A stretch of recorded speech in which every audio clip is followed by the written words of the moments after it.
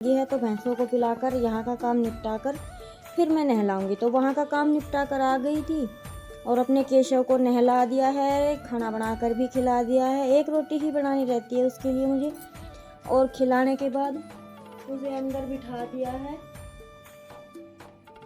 जब तक वो अंदर बैठा है तब तक आज मैं थोड़ी सी सेटिंग, कुछ नहीं मुझे करना है पीको की मशीन अंदर रखी हुई है और कुछ बंदरों की परेशानी और कुछ अंदर गर्मी ज़्यादा है, तो मैं अपनी पीको की मशीन को यहीं पर लेकर आ गई हूँ। यहाँ पर केशव को भी इसी पर बिठा देंगे।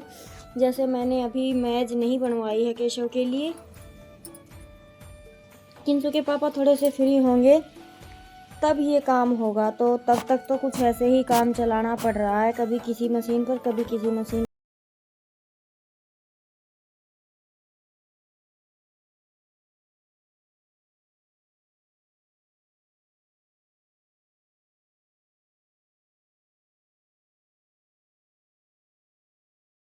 करती है।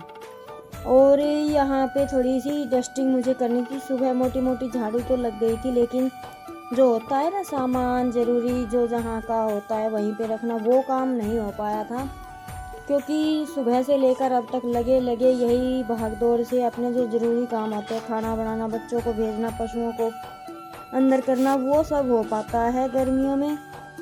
और गांव में जैसे पशु रखते हैं तो पशुओं के काम एक्स्ट्रा होते हैं, तो उनके साथ साथ फिर ये काम थोड़ा सा स्किप हो जाता है। कभी जल्दी उठते हैं तो ये भी साथ के साथ हो जाता है। तो बस मुझे आज थोड़ी सी यहाँ पे जो एक्स्ट्रा सामान है वो साइड करने थे, जैसे कि सिलाई के कपड़े वगैरह छोटे मोटे।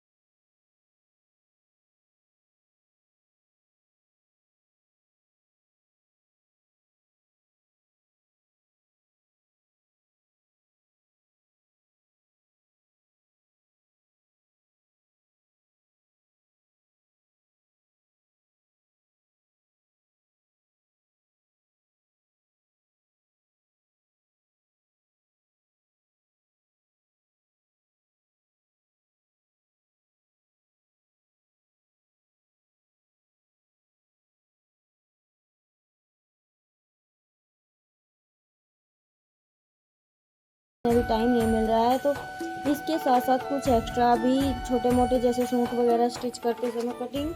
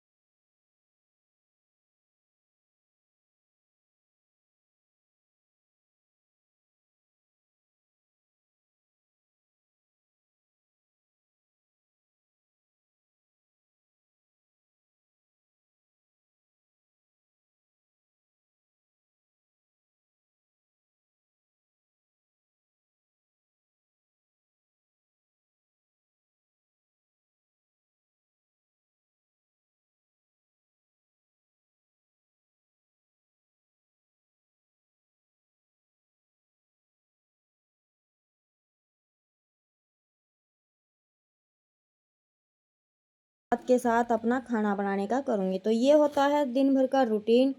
वैसे तो बिजी लाइफ है, क्योंकि अंदर जैसे आपको बताया कि 9:30 से 10 बजे तक सारे काम हो जाते हैं मेरे।